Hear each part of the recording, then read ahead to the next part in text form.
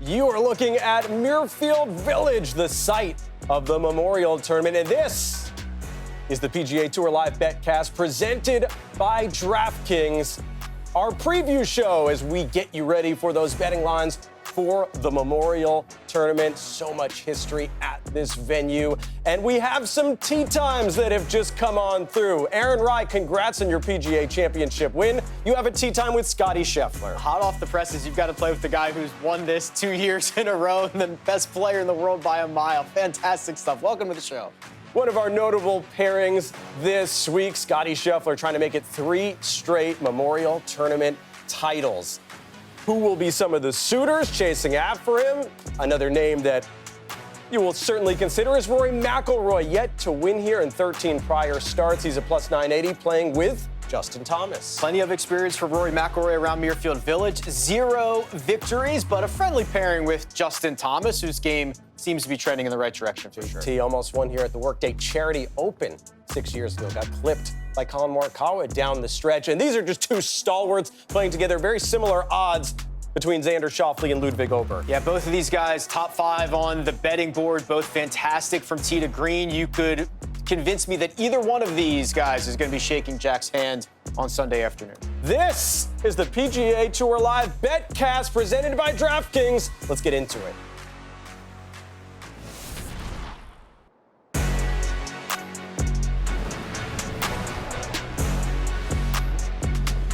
The PGA Tour and ESPN proudly present the PGA Tour Live Betcast presented by DraftKings and our preview coverage of the Memorial Tournament presented by Workday. 50 years gives us a lot of data to work with, a lot of history to work with here at Muirfield Village in Dublin, Ohio. It's a golf course named after a Scottish course in a town named after an Irish city, and it's in Ohio. Jack's place, Jack Nicklaus, dreamed of having a PGA Tour quality venue in Columbus, and now we've been coming back here for 5 decades. As we bring you into our PGA Tour studios, Jeff Eisenbad with Rick Gehman. So much history, so much aura around this event. When you hear the Memorial Tournament, what do you think first? Well, I'm glad you mentioned data because we've got a lot of it, and some of it is historic. You've got guys with a fantastic course history around this place, but it could be a major championship, right? If Mother Nature cooperates, we're going to get firm and fast greens. The rough is incredibly penal off the tee. It's a true test. You've got to be great. You can't fake it around here. Stood up to the test of time. It has stood up to the best players in the world. These are your favorites who are trying to take it down this week at Muirfield Village. Scottie Scheffler, Rory McIlroy, as expected at the top. Cameron Young has held that 3rd position in terms of shortest odds for a while now. What jumps off the page to you, Rick? Look how long Scottie is. I mean, I say that jokingly, but he's been plus 250 a lot this year with the win from Russell Henley last week. We now have 7 guys, 20-1 or shorter, just a ton of depth at the top of the board. And I mentioned it earlier, like you've got guys like Ludwig and Xander and just playing too good not to have wins at this point. So it'll be interesting to see how it plays out for sure. Russell Henley there at plus 2,000 to win in back-to-back weeks. Scottie Scheffler, you mentioned, at plus 310. We have to address that he is trying to become the first player to win a tournament 3 straight years on the PGA Tour since Steve Stricker did it at the John Deere Classic in 2011. There are so many good Scottie stats coming into this, but he has been one of the best players at Muirfield Village, him at this course compared to any player course combination. And it's interesting to see the way that his tee to green play has really elevated even more so in the last couple of starts. That one win at the American Express, that doesn't tell the whole story for Scottie this year. How about Rory McIlroy? 2nd shortest odds on the list. Hasn't had the best quality experience here at Muirfield Village, but maybe peaking at the right time. Yeah, it's been good, not great. And when you don't have a win, it's never going to be a success for Rory McIlroy, but he's got the skills, right? The driver is probably going to gain him a stroke per round off the tee, so he has the opportunity to create this really high floor to get himself into contention. And then, you know, maybe a little win luck on Sunday. We'll see how it finishes. Rick, do we have a big three? Cameron Young, third shortest odds. If we have a big three, It's definitely these three because Cam Young is elevated to just a completely different level of player. I've thrown out basically the things that he's done the last couple of years because now that he's consistently playing that draw, he's one of the best players in the world, and his game sets up perfectly for Muirfield Village. Ludwig Oberg, how about him? Why not him? Not a win this year, but 5 top 10s. Tied for 5th and tied for 6th the last 2 years at the Memorial Tournament. We're going to talk a lot about tee to green play, and this guy might be one of the best in the world. He's got to clean up the putting a little bit, particularly the short putts, but Ludwig Oberg has put himself into contention time and time again. He'll be playing the first 2 rounds with Xander Schauffele just back at plus 1,700. 5 top 10s this year. Is Xander back? Maybe. It's so interesting, right? I mean, the way that he putted at the PGA Championship was encouraging because that's the thing that he has struggled with the last year or so. I love this group. I think they could really vibe together, Ludwig and Xander. Schauffele's record around Muirfield Village also very good without a victory. So it'll be great to see those two kind of work their way around this place. So that's the big 5, Rick. But we saw the list. I mentioned Russell Henley at plus 2,000. Patrick Cantlay has won here a couple times. He's on there. If you go beyond Scottie Scheffler, what's your advice maybe for some folks looking down the board? Well, I think you start by looking at historic winners because they're massive names. So I don't think if you're straying from the top of the betting board, at least get yourself somebody with some winning potential. Your Justin Thomases, your Hideki Matsuyamas, guys that have these winning pedigrees that if they can click for the week, you could see them taking down a field like this because we've seen it happen a couple times, but it's going to be tough for the non-elites, for sure. 2 guys who have combined for the 50 mark in terms of PGA Tour wins together, Scottie Scheffler and Rory McIlroy. Breaking down these guys at the top. Very different experiences around Muirfield Village. Scottie 5 starts, Rory 13. But Scottie's got a lot more out of those 5 starts than Rory has out of the 13. Scottie's been fantastic, right? Like, let's just start there. You can't get much better than the 2 wins, the 2 other top 5 finishes. It's been awesome. Rory, on the other hand, a lot of starts for not having a victory, and he hasn't played poorly, Jeff. There's probably 98% of the field that would trade resumes with Rory McIlroy at Muirfield Village, but when you've played here as often as Rory has and you haven't won, it's just not a success. I mean, Rick, can you pinpoint something here? Because these 2 guys have very similar profiles at a lot of different venues. They've won at the same places in a lot of occurrences. What do you see as the difference between the 2 at Muirfield Village? My sense is it's a little bit of the short game stuff. Rory is a much better chipper and putter than he gets credit for. You've seen him out there quite a bit, but he has gone through spurts in his career where he's just not as sharp around the greens. They're difficult greens to hit. You're going to have to get up and down. Par is going to be a good score a lot. And I think that Scottie is much more adept at doing that than Rory has been at points. Jack loves to tilt in the edges around these greens here at Muirfield Village. Let's start with Scottie in terms of why those numbers have looked so solid at Muirfield Village. It starts tee to green. This graphic gives me the warm and fuzzies. Yeah, tee to green play so critical here, and these are the best player course tee to green combos in the last decade, and these are elite course horses. Hideki at Scottsdale, both Patrick Cantlay and Scottie here at Muirfield Village, and Rory at Quail Hollow. If you're watching this show, you know those guys have played well at those places. But I'll point out here, Jeff, that Scottie Scheffler number, that is with many fewer starts at that course than the other guys. I mean, Cantlay's played Muirfield Village 9 times. This is a cumulative stat. For Scottie to already break through into the top 4 kind of speaks to the way that he's gotten around here. Good to mention that Patrick Cantlay is still above Scottie here at Muirfield Village. Maybe just until this week. Hideki almost won at TPC Scottsdale, beat everyone except Chris Gotterup, who he lost to in a playoff. Let's stick on Rory McIlroy. You can wipe away Quail Hollow. We can talk about Muirfield Village in terms of the courses that he has 10-plus starts. This is one of them, but a big 0 next to the wins. Just an outlier, right? I mean, if you're Rory McIlroy and you've played a place 10 times, you've won, except here. Riviera's next on this list. It's 9. We know he struggles there, but this just doesn't make sense. And I know, Jeff, it's interesting, right? I mean, how many times did he go around Augusta National before finally getting that 16. victory? Yeah. Well, 17 was the 17th time. Maybe it's something similar here, but it's definitely overdue. I like what you're thinking there. Yes, it did take 17. Will it take 14 at Muirfield Village? Let's talk about the course in general. Those are a few guys that jump out. But again, looking at the grander scheme of the field, who fits Jack's place? Well, we already talked about the around the green play, right? Par is going to be a good score. This is probably not going to be a birdie fest. It depends on course conditions and what Mother Nature does. But par being a good score means you've got to be pretty stout on and around the greens. But the big penalty, the big statistical penalty, comes if you miss the fairway. It's like a half a stroke, Jeff. I mean, it's the rough just gobbles it up. You have trouble advancing it. It makes holding the green even that much more difficult. It's a top 10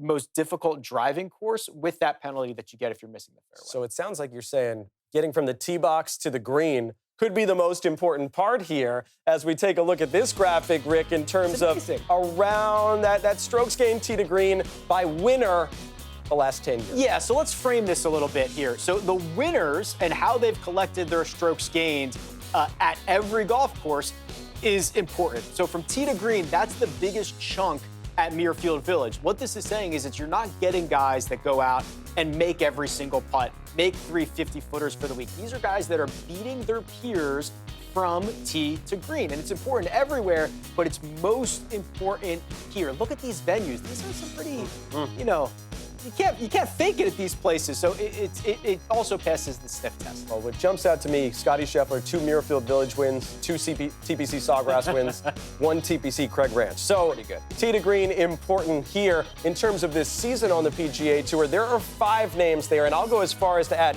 Colin Morikawa to this list. And then you have the 6 players that are top tee to green this year, and the top 6 in the FedEx Cup standings. So tee to green, so important in the modern game. Of course, it's critical. It's three quarters of the game, but I love your stat that it's top 6 in the FedEx Cup standings and the top 6 in strokes gained tee to green. And these guys, there is a lot of value here with Scottie Scheffler kind of, sucking up a lot of the odds at the top of the board. Ludwig Oberg, Siwoo Kim, they're the best players in the world who haven't won this year. They've been close. Siwoo's been in the final group every time he tees it up. It's so interesting, and I think this Memorial is probably more open than it has been in maybe the last half decade. By the way, 7th in tee to green this year on the PGA Tour. Brooks Koepka, not in the field and has some other aspects of his game to work on. But, Rick, I will say this. You can't pick Brooks Koepka. You can pick a lot of other guys to win. Who's your pick? I love we're doing our maiden preview. It's going to be someone long down the board, right? I just can't get brave enough. It's Scottie Scheffler. And for me, this is based on the stats, right? This is Scottie's second best course. TPC Craig Ranch on a strokes gained per round metric is the only place he's played better. Scottie's tee to green numbers at Muirfield Village are the best in ShotLink history, over 3 strokes per round. We've been setting that up for the last couple of minutes, and I like the way he's been playing coming into this. I actually think he's getting better. His approach play has really improved, and it's one of the things that I think it's time. I think it's just been a little unlucky for Scottie, which you could say the same for maybe. Unlucky. I like that word because I'm going to segue into my winner here, Rick. Yeah. We talked about Rory McIlroy. I'm not going to go that far down the odds board as well, but Rory has talked about, since the Masters, winning a second Masters, he wants to continue to challenge himself. He doesn't want to take his foot off the pedal. This is one of those last notches on Rory's belt that he hasn't accomplished. I think he has this circled. I think he's starting to do everything right. And I really like on the drop this week, Alexandra O'Loughlin asked Jack Nicklaus about certain players, and he said Patrick Cantlay came to him one year and said, I don't know how to play Muirfield Village. Jack gave him some advice. He won twice after that. Rory asked Jack for some advice about Augusta National. He won twice after that. Wouldn't be surprised to see him ask Jack about Muirfield Village. We were showing the numbers, and Rory have a big 0 next to his name at this golf course. That is just noise. I think, well, you said it was an outlier, was an important term that you used. I hate when you use my words against me. I think that you got it. An outlier gets cleaned up at some point. So I have Rory cleaning it up here. I tend to agree with that. I want to go, Rick, beyond just the winners. I want to get deeper because there's some guys we might not think are going to win, but we might think that they might top 20. Yeah. So we can look at some notable top 20 figures here. This is including ties. Scottie Scheffler, that's a big number at minus 850. But then you go into the plus odds. Jordan Spieth played well here last year. We talked about Patrick Cantlay, what he has done. Alex Smalley, the top 20 machine. What jumps off the page here for you? Well, I think we should just remind everybody this is a small field, right? 72 players. It's got the cut of the top 50 and ties. So top 20 is really just finishing inside the top 25% of the field or so. So that's what you've got to remember when you're doing this. So yeah, those guys at the bottom, your Alex Smalley's, your Wyndham Clarks, who have played really well recently, not having to go and get across the finish line of winning a golf tournament, but just working your way up the board. It's a big deal. With that said, Alex Smalley will get it done at some point soon, maybe not this week. But let's go into these top 20s. Give us a pick to take a look at.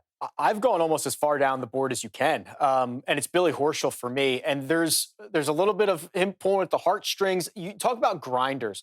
I know Billy's going to give me 72 holes. He is going to grind over every putt, over every shot. He loves Muirfield Village. The record here is fantastic. And while this hasn't been a particularly great season for him, Jeff, he's playing a little bit better. He played better at Charles Schwab. He gained strokes in all three of the tee to green categories, which is, again, something you're going to hear me talk about quite a bit this week. So very far down the board, over 5-1 for Billy Horschel, past champion here, to finish inside the top 20 in a small little field. I'm looking for some value here in this top 20 market. I'm looking at Akshay Bhatia. Remember just a couple months ago when we felt like Akshay was having this outstanding breakout season? He's at plus 178 here for a top 20. He's made 3 prior Memorial Tournament starts, tied for 22nd, tied for 16th the last 2 years. That's good to take a look at. He's still 10th in the FedEx Cup, and I had a chance even to talk to him a little bit at the Charles Schwab Challenge. He played with Brandt Snedeker. That President's Cup is on his mind a lot, and I think we're going to see Akshay start to turn a corner. Plus tee to green numbers. Come on, right here. His tee to green numbers are great, and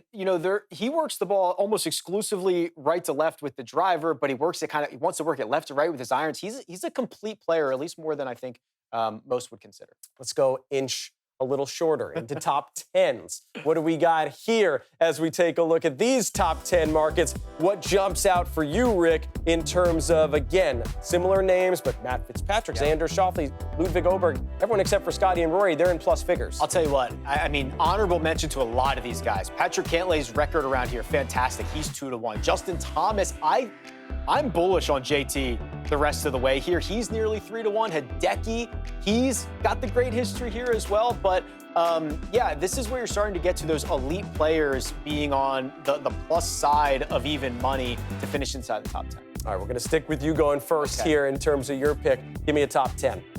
It's Xander Schauffele, and I will admit it's been frustrating being a backer of Xander this year because you see... In terms of top 10s or in terms of wins? Just in general. Yeah. I mean, he's been such a solid tee to green player, and I feel like, we watch a lot of golf in here, That's right? true. We see almost every shot that Xander hits. Can confirm. He's played well for like 67 holes every week, and he'll make a silly mistake, put a big number, make 3 bogeys in a row, play himself out of a golf tournament. It's still good results. It's just not that Xander 2024 that we want. I like the way that he putted the last time we saw him at Aronimink. Unbelievably difficult place to putt. And he's been piling up great finishes here. I might be the cartoon character, Jeff, that steps on the rake and gets hit in the face again and again with Xander, but I'm going to go back to the well. Do you know what season it is right now, Rick? It's Benny Boom's season. It's Ben Griffin time right around now. Ben Griffin. I didn't know if I You didn't see that coming, Rick? Ben Griffin is my top 10 pick at plus 260. Remember, this was the stretch, won the Charles Schwab Challenge, and then came in second, played in the final pairing with Scottie Scheffler here. Just almost was one shot out of the playoff last week at Colonial. Yeah. So comes in riding some momentum. Benny has righted the ship a little bit. I know it was a slow start to the year. 2 third-place finishes in his last 4 I want to starts. hat tip this. This is a good call. Okay. He and JJ Spawn, coming off career years, both started very slow. Both have figured it out, right? The stats from Ben Griffin now look a lot more like they did last year. This is a pretty good one, Jeff. Thank you. Let's go into the top 5. Anything that I get from Rick Run Good himself, I will take to the bank. Let's take something to the bank here in terms of notable top 5s. Well, now everybody but Scottie Scheffler is plus money to finish inside top 5 here, which is always notable. And the other thing I want to point out is this does include ties, which is critical, Jeff. You're not getting dead heated for having a bunch of guys tie there. So those numbers are important, and you're starting to get really big value for some of the more volatile guys like Justin Rose, very capable of finishing inside the top 5, very capable of finishing 50th. I like Justin Rose there, but I will say this: we mentioned 72 players in the field, so top 5, you're still getting that sort of good in terms of the actual percentages. You're looking at pretty generous in that top 5. Who you got? I want to take advantage of the reward for the risk. So for me, that's Hideki Matsuyama. Great history here, starting to drive it a little bit better, and he's always been a generational flusher, Jeff. Okay, well, I got top 5 there. I got Matt Fitzpatrick because, Rick, I think we're starting to forget. We're not putting him in that big 4 in my mind. Matt Fitzpatrick sitting there at plus 330. He's 7 starts here, 3 top 10s, 2 top 5s, and, of course, he's won 3 times this year. So I like the value there with Fitz. Let's take a look at some tee times, more notable tee times that have just dropped into our lap. We've been talking a little bit about Cameron Young with the third shortest odds, going out with the reigning FedEx Cup champion, Tommy Fleetwood, 10:10 a.m. Eastern time, that Thursday start. A month ago, Tommy Fleetwood was the third best player in the world. Now he's 28-1. If he finds it, that's a great number. Gary Woodland, a winner this year, playing with Patrick Cantlay at 105. Oh, this will be a fun little tee to green matchup. Gary Woodland still as long as ever. A little disrespectful at 68-1 for a winner this year. And I mentioned Matt Fitzpatrick. All of a sudden, he gets beat once by his brother. We're not talking about him. Russell Henley, winner last week, trying to make it back-to-back weeks. Six-time winner now on the PGA Tour at plus 2,000. These two are going to do it a little differently than Cam Young and Rory McIlroy and Scottie Scheffler, but both very equipped to be in contention when the time comes on Sunday.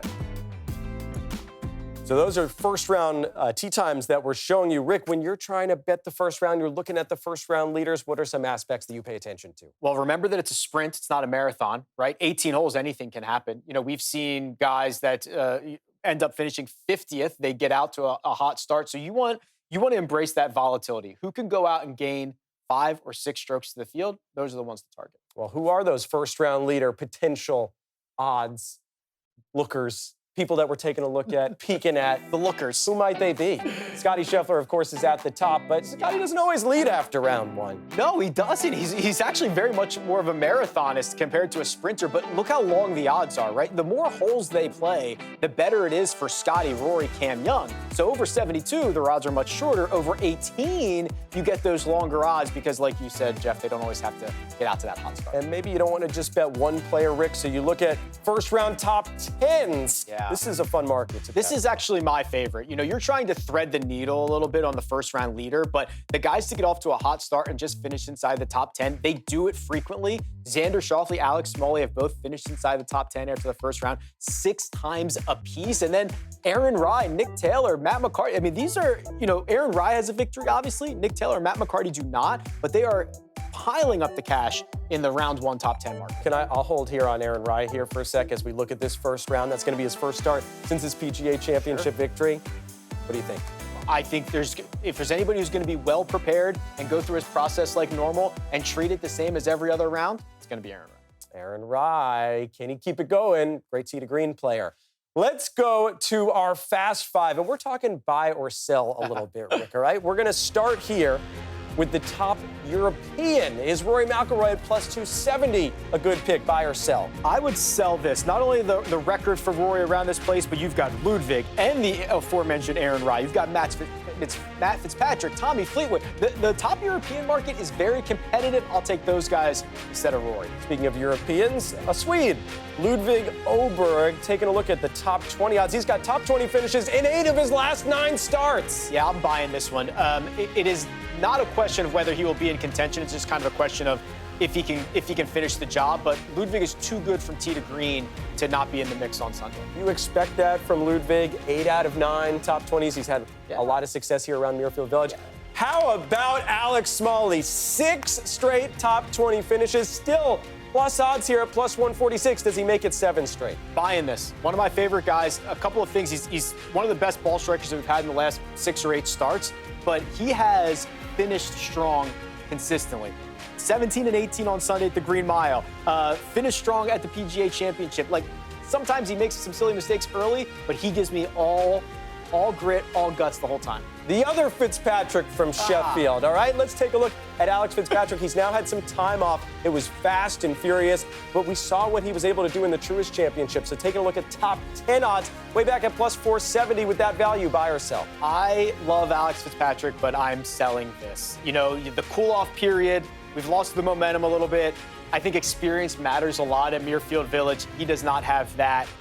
I love you, Alex. I hope you prove me wrong, but I'm selling. Scottie Scheffler, top 5, real quick. What do you think about that one? Buy. There's nothing you could give me on Scottie I wouldn't buy. All right, well, let's maybe you can buy this because we've got a little bit of a word here about golf betting from Kate Hudson. Oh. I did just start wanting to get into betting on golf. I'm getting kind of obsessed with it, Rick. First off, the Giggly Squad podcast, great podcast. Kate Hudson goes on there, and yeah, I couldn't approve of this more. A great way to get into the action, follow the action. Kate Hudson knows exactly what she's doing. You know what? I've got a message for Kate, all right? From our team here at DraftKings and PGA Tour Live Betcast. Guess what, Kate? This week, new DraftKings customers can bet $5 and get $200 in bonus bets instantly. Download the app and use promo code Mulligan when you sign up. The crown is yours. She just can't bet on the waves for those watching her show on Netflix. She's got to focus on golf for Kate Hudson. Now, we've talked a lot about, folks at the top, even in that middle tier, but you want to get the long shots. Everyone is looking for value. What have you noticed in 2026, Rick? Yeah, my goodness. I mean, just recently, it feels like the triple-digit guys have been coming through in quite a bit. And with Scottie Scheffler's only one win, that creates a vacuum where a lot of the other guys are coming through. So, yeah, it has never been deeper in professional golf right now, and that extends into the long shots, 50, 60, 70, triple digits. Well, let's take a look at some of those long shot odds this year that have come through so far. In terms of the longest winning odds this year, Christopher Rayton and Aaron Rai jump out especially because those are at signature and major events. Yeah, it's incredible. These guys are more prepared than ever. They've got elite skill sets. Snedeker kind of did it with experience and that great putting stroke. I just refuse to believe that we are done with long shot winners in 2026. This is a trend that probably continues. Well, let's flash back over a decade ago to a couple big ones. David Lingmerth, Hannavidra's own adopted son from Sweden, was plus 25,000. Yeah, just a cool 250 to 1. Look how young Justin Rose is. Fantastic. How many clips is Justin Rose just in? He's in general. All of them, yes. Even when he doesn't win, he's there. David Lingmerth getting that win 11 years ago. And then William McGirt, plus 20,000 with the lettuce. That's one that you win 10 years ago, and you still talk about it, you still remember it. That pays for a lot of weekends in the future. Bigger fields then, of course, but remember, invitational fields, so not the biggest fields on the PGA Tour. In terms of this being a signature event, these are some notable long shots this week. My goodness, Tony Finau, big-time winner on the PGA Tour. Billy Horschel, who I'm bullish on. Eric Cole was in a playoff last week. Alex Fitzpatrick is a breakout star. These are, as far as long shots go, these are about as good as you can get. Eric Cole plus 13,500. He wasn't in the field here at the Memorial Tournament until that runner-up finish this past week at the Charles Schwab Challenge. He didn't even know when he was asked about it. All of a sudden, you got to scramble and get to Columbus. But let's give us your long shot win this week, Rick. I wish I could have gone as long as those guys, but I couldn't get past Min-Woo Lee. And he is an average approach player, Jeff. And that's a big deal because he used to be very bad at that. Okay. So he used to lose a half a stroke per round. Now he's 0, which is great. He's picking up so much on his peers. He's long, he's talented. That rough will be a little bit easier for him to extract his golf ball through. I like Min-Woo, but I'm very curious to see where you went. Yeah, let Min-Woo cook Skyline Chili maybe in Columbus. You know where I'm going? I'm going to a winner this year, a veteran who's played around here a lot. Gary Woodland is sitting out there deep. These are bigger odds. This is plus 6,800 now settling on for Gary. 2 top 10s since his Texas Children's Houston Open win and tee to green. I mean, that has been the story of Gary Woodland for his entire PGA Tour career. I understand this is deep. This is back there, but Gary Woodland is shaping in his 40s back into a very similar player that we saw, say, 5 to 7 years ago. So that's why I like Gary there. Yeah, both of them have unbelievable firepower. Both of them are capable of winning golf tournaments. Now they just got to go out and do it. We're going to go to some same-game parlay. It's always interesting to kind of layer this up for DraftKings. And actually, we're going to start with mine this time around, Rick. Rory McIlroy, I said I'm taking him to win, so I'm taking him to top 10. Alex Smalley, a top 20. We talked about that. Would be his 7th straight. Siwoo Kim has been a top 20 machine this year, so I have him there. And Gary Woodland, at least top 30. He's my long shot. This all comes to plus 2,200. I'm feeling good about these odds there, getting all of that with guys that I like. Yeah, I'm proud of you for putting your money where your mouth is. These are guys that you backed throughout the show, and then you found a way to get them all together in the finishing position market at 22 to 1. I'm very impressed. Found a way to keep me in it, even if they don't win. How about you, Rick? Yeah, I went with a theme as well. Nationality wagers. These are small groups of nationality wagers. Nick Taylor to be your top Canadian, Hideki top Asian, Minwoo Lee top Oceania. There's usually only 3 or 4 guys in each one of these groups. And I think the only one I didn't mention during the show was Nick Taylor. When you get him in the mix, he's hard to shake. The other 2 we talked about, it's 16-1, Jeff. You put them all together and they beat their countrymen. I flagged this for you before the show. I love Corey Connors. Yeah. I looked at that in the top Canadian market. He is the 2nd shortest odds. We talk about tee to green, tee to green, tee to green, and Kent State's own. Keep in mind, what of that Ontario to Kent State to Ohio pipeline. Yeah, we'll see. We just talked a lot here. We're going to be on the PGA Tour Live Betcast this week, Rick. We talked about off the top of the show. There's so much that goes into the Memorial Tournament, but there's also so much data that we have. Everyone is here, it feels like. So as we've broken things down, as you've seen some of those groups come through, any lasting thoughts? Oh my goodness. Well, first off, this was a sprint. I'm glad we're going to get to do it for like 8 hours the rest of the week. But truly, fantastic golf course that really allows the best players to find success. And I think that's a fair golf course. I love it.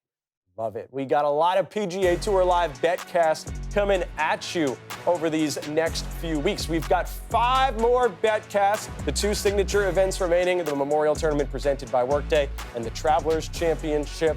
Keegan Bradley looking to win for a 3rd time there at TPC River Highlands. And then all 3 playoff events. Justin Rose took down J.J. Spawn at the FedEx St. Jude Championship last year, Scottie Scheffler at the BMW Championship, and Tommy Fleetwood is the reigning champ at the Tour Championship. We will have PGA Tour Live Betcast action coming at you this week for the Memorial Tournament presented by Workday. Will Scottie Scheffler do it?